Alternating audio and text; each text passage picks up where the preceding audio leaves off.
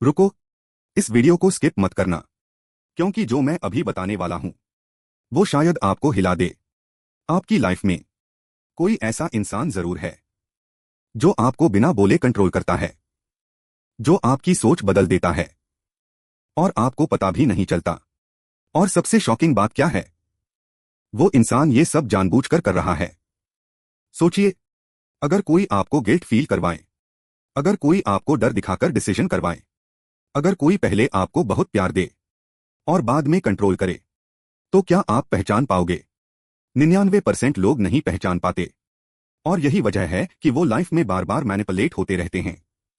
लेकिन आज इस वीडियो के बाद आप कभी भी आसानी से मैनिपुलेट नहीं होंगे।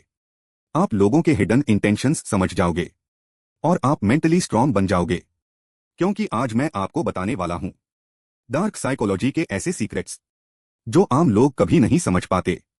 ये नॉलेज डेंजरस भी है, लेकिन अगर आपने इसे सही तरीके से समझ लिया तो कोई भी इंसान आपको कंट्रोल नहीं कर पाएगा। तो वीडियो को एंड तक जरूर देखना, क्योंकि हर नेक्स्ट पॉइंट आपके दिमाग को और ज्यादा खोलने वाला है। Let's start. डार्क साइकोलॉजी का असली खेल। डार्क साइकोलॉजी का पहला भाग समझना बहुत जरूरी है, क्योंकि यही इसकी फाउंडेशन है, और अगर आप इसे सही से समझ लेते हो तो आगे की सारी टेक्निक्स खुद ही क्लियर होने लगती हैं। आसान भाषा में समझें तो डार्क साइकोलॉजी का मतलब है किसी इंसान के दिमाग और उसकी फीलिंग्स के साथ इस तरह खेलना कि वो बिना समझे आपकी बात मानने लगे।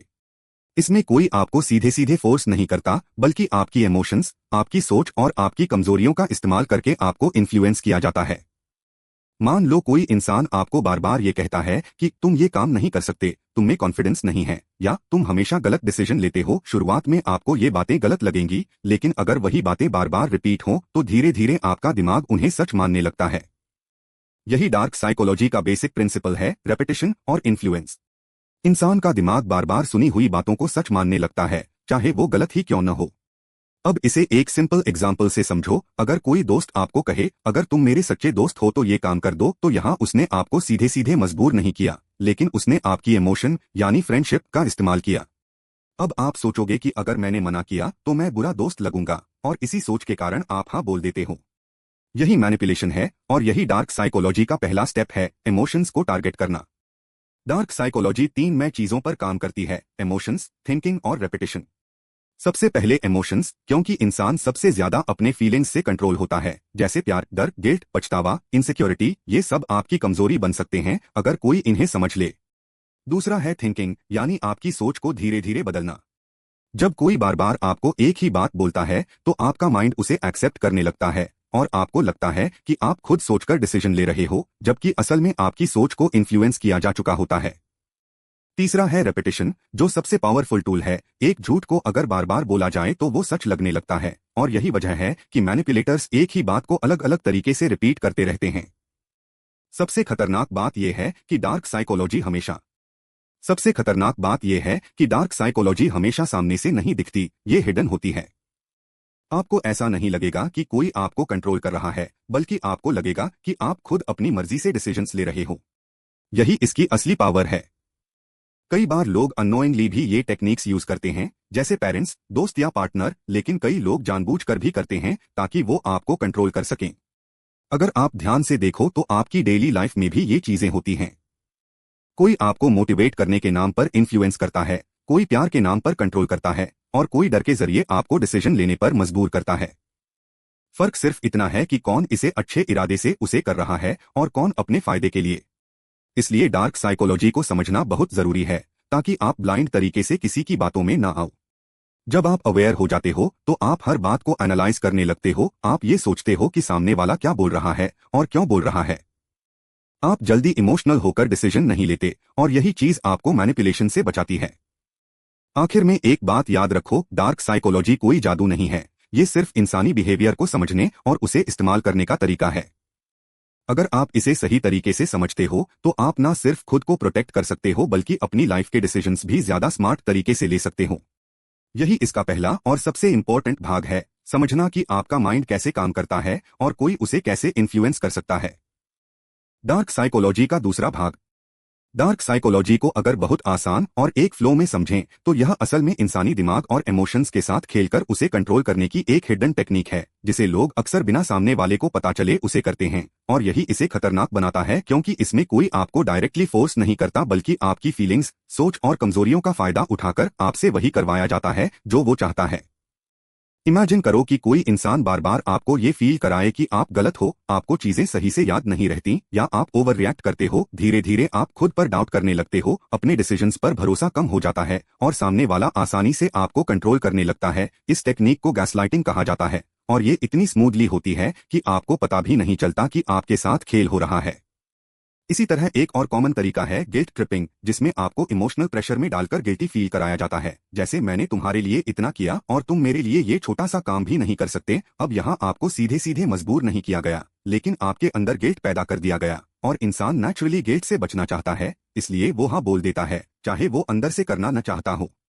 अब एक और इंटरेस्टिंग लेकिन डेंजरस टेक्निक है लव बॉम्बिंग, जिसमें शुरुआत में आपको बहुत ज्यादा प्यार, अटेंशन, केयर और इंपॉर्टेंस दी जाती है। आपको ऐसा फील कराया जाता है कि आप बहुत स्पेशल हो, तुम ही सब कुछ हो, तुम्हारे बिना मैं कुछ नहीं। ये सब सुनकर कोई भी इमोशनली अटैच हो जाता है, लेकिन असली खेल बाद में शुरू होता है, जब वही इंसान धीरे धीरे आपको कंट्रोल करना शुरू करता है, आपकी चॉइसेस में दखल देता है। और क्योंकि आप ऑलरेडी इमोशनली अटैच्ड हो चुके होते हो, इसलिए आप आसानी से उसकी बात मान लेते हो।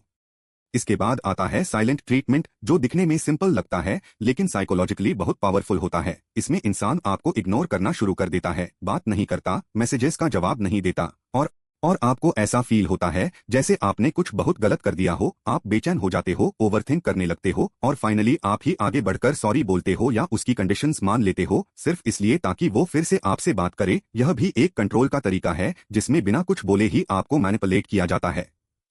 और फिर आता है फियर कंट्रोल, जिसमें आपको डर दिखाकर डिसीजन करवाया जाता है, जैसे अगर तुमने ये नहीं किया तो मैं तुम्हें छोड़ दूंगा, या अगर तुमने मेरी बात नहीं मानी तो तुम्हें नुकसान होगा। यहाँ इंसान आपके सबसे बड़े डर का इस्तेमाल करता है, क्योंकि जब इंसान डर में होता है तो वो लॉजिकल सोचने के बजाय जल्दी डिसीजन लेता है, और यही चीज मैनिपुलेटर्स एक्सप्लॉइट करते हैं।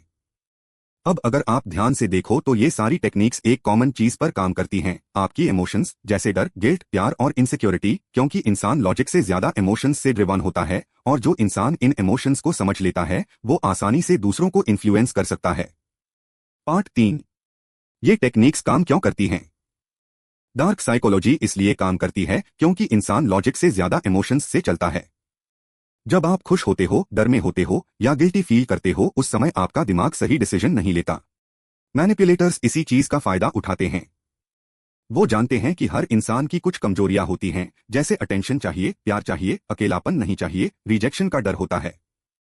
जब कोई इन इमोशंस को ट्रिगर करता है तो इंसान खुद कंट्रोल में आ जाता है। उसे लगता है कि वो खुद डिसीजन ले रहा है, लेकिन असल में उसकी फीलिंग्स उसके डिसीजंस को चला रही होती हैं। यही रीजन है कि स्मार्ट लोग भी कभी कभी मैनिपुलेशन का शिकार हो जाते हैं, क्योंकि ये माइंड का गेम है, इंटेलिजेंस का नहीं। पार्ट 4, रियल लाइफ में ये कैसे दिखता है? डार्क साइकोलॉजी सिर्फ थ्योरी नहीं है, ये रोजमर्रा की जिंदगी में हर जगह दिखाई देती है। रिलेशनशिप्स में कोई पार्टनर आपको कंट्रोल करता है, पहले बहुत प्यार देता है, फिर धीरे धीरे आपको चेंज करने की कोशिश करता है। फ्रेंड्स में कोई गिल्ट देकर आपसे काम निकलवाता है। ऑफिस में कोई बॉस डर दिखाकर काम करवाता है। सोशल मीडिया पर भी लोग साइकोलॉजी यूज करते हैं, flashy titles, emotional content, fear based news, ये सब आपके माइंड को इन्फ्लुएंस करने के तरीके हैं। कई बार पेरेंट्स भी अननोइंगली गिल्ट या फियर का उसे करते हैं ताकि बच्चे उनकी बात माने। आपको लगता है कि ये नॉर्मल बिहेवियर है, लेकिन अगर इसमें कंट्रोल ज्यादा हो जाए तो वो मैनिपुलेशन बन जाता है। पार्ट 5, इससे कैसे बचें? अब सबसे पावरफुल चीज, प्रोटेक्शन। अगर आप इन ट्रिक्स को समझते हो लेकिन खुद को बचा नहीं पाते तो नॉलेज का कोई फायदा नहीं। सबसे पहले आपको अवेयरनेस रखनी है। अगर कोई आपको बार बार कंफ्यूज कर रहा है, गिल्ट फील करा रहा है या डर दिखा रहा है तो तुरंत अलर्ट हो जाओ। दूसरा, नो बोलना सीखो, हर बार अग्री करना जरूरी नहीं है। तीसरा, इमोशनल होकर डिसीजन मत लो, जब भी कोई सिचुएशन आए थोड़ा टाइम लो, सोचो, फिर डिसाइड करो। चौथा, अपने सेल्फ रिस्पेक्ट को स्ट्रांग रखो, जो इंसान खुद को वैल्यू करता है उसे मैनिपुलेट करना मुश्किल होता है। पांचवा, लोगों के वर्ड्स से ज्यादा उनके एक्शंस ऑब्जर्व करो, क्योंकि मैनिपुलेटर्स बोलते कुछ हैं और करते कुछ और हैं। धीरे धीरे जब आप ये सब अप्लाई करते हो तो आप मेंटली स्ट्रांग बन जाते हो। फिर कोई आपको आसानी से कंट्रोल नहीं कर सकता। आप हर सिचुएशन को समझकर रिएक्ट करते हो, ब्लाइंडली रिएक्ट नहीं करते। आखिर में एक बात याद रखो, डार्क साइकोलॉजी को सीखने का मतलब ये नहीं है कि आप दूसरों को कंट्रोल करो, बल्कि इसका असली फायदा ये है कि कोई आपको कंट्रोल न कर सके।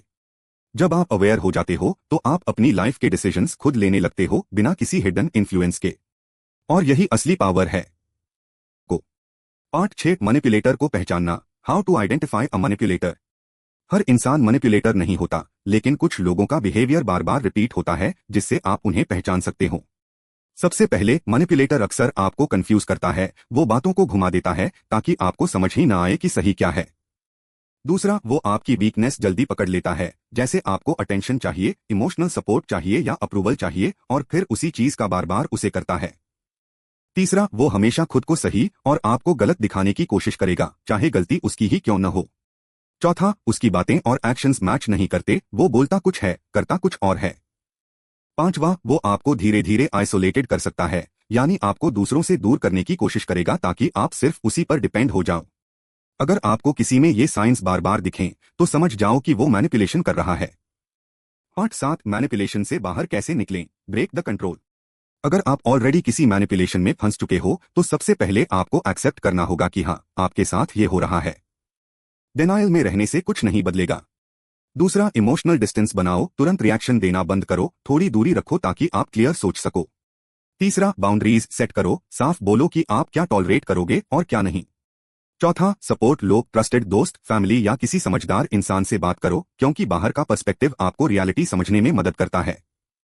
पांचवा, धीरे धीरे डिपेंडेंसी खत्म करो। मैनिपुलेटर्स चाहते हैं कि आप उन पर डिपेंड रहो, इसलिए आपको खुद को इंडिपेंडेंट बनाना होगा, चाहे वो इमोशनली हो या प्रैक्टिकली। ये प्रोसेस थोड़ा टाइम लेता है, लेकिन पॉसिबल है अगर आप स्ट्रांग रहो।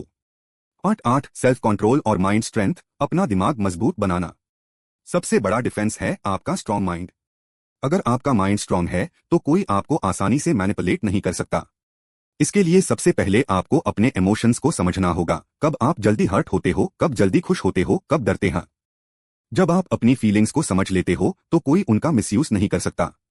दूसरा, पेशेंस डेवलप करो, तुरंत डिसीजन लेने की आदत छोड़ो, क्योंकि मैनिपुलेटर्स चाहते हैं कि आप जल्दी रिएक्ट करो। तीसरा, सेल्फ रिस्पेक्ट बढ़ाओ, जो इंसान खुद की वैल्यू करता है वो किसी के दबाव में नहीं आता। चौथा, नॉलेज बढ़ाओ, जितना ज्यादा आप साइकोलॉजी और ह्यूमन बिहेवियर को समझोगे उतना ही ज्यादा अवेयर रहोगे। Part 9, positive use of psychology. अच्छे तरीके से उसे करना। साइकोलॉजी सिर्फ नेगेटिव नहीं है, इसे अच्छे तरीके से भी उसे किया जा सकता है।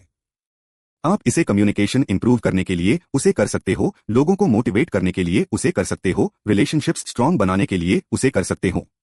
फर्क सिर्फ इंटेंशन का है। अगर आप किसी को फायदा देने के लिए साइकोलॉजी यूज कर रहे हो तो वो हेल्थी है, लेकिन अगर आप किसी को कंट्रोल करने के लिए उसे कर रहे हो तो वो डार्क बन जाता है। इसलिए हमेशा सही इंटेंशन के साथ उसे करना जरूरी है। Part 10, final understanding. पूरा सार। अगर पूरे कॉन्सेप्ट को एक लाइन में समझें तो डार्क साइकोलॉजी आपको सिखाती है कि लोग कैसे सोचते हैं, कैसे इन्फ्लुएंस होते हैं और कैसे कभी कभी अननोइंगली कंट्रोल हो जाते हैं। लेकिन इसका सबसे बड़ा फायदा यह है कि आप खुद को बचाना सीख जाते हो। जब आप अवेयर हो जाते हो तो आप हर सिचुएशन को समझकर हैंडल करते हो, आप इमोशनल ट्रैप्स में नहीं फंसते और आप अपने डिसीजंस खुद लेते हो। यही असली पावर है, अपने माइंड पर कंट्रोल रखना। आखिर में याद रखो, दुनिया में हर इंसान मैनिपुलेटर नहीं है, लेकिन अवेयरनेस होना जरूरी है ताकि आप सही और गलत बिहेवियर में फर्क समझ सको। जब आपके पास नॉलेज होती है तो कोई भी आपको आसानी से इन्फ्लुएंस नहीं कर सकता और आप अपनी लाइफ को ज्यादा स्मार्ट और कॉन्फिडेंट तरीके से जी सकते हो।